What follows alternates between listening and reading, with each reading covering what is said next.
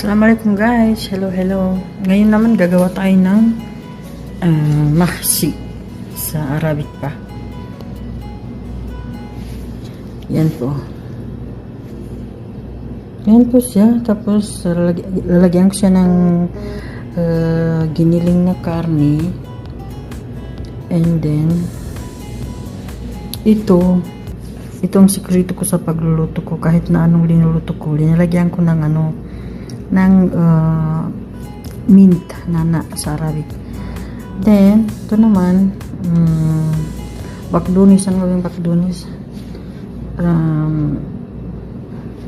Kalimutan ko.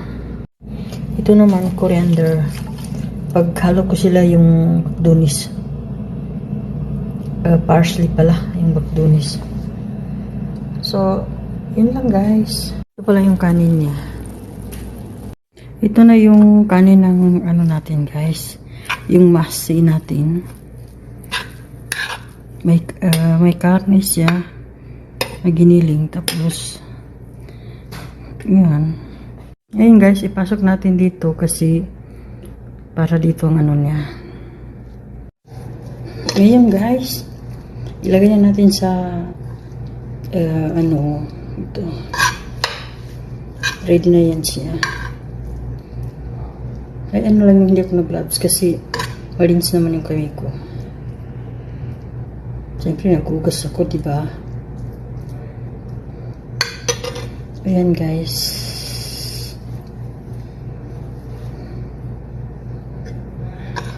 Kayo guys, yung mga taga Middle East dyan, paano kayo gumawa ng mahsi?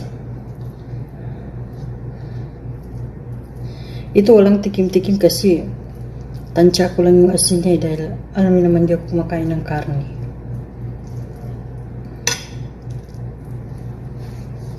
Ayan guys.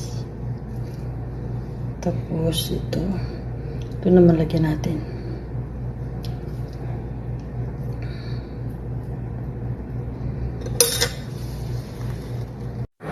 Ito na po siya guys. Tapos sulutuin naman natin ngayon. Then a few minutes later. Thanks for watching guys. I love you, mama.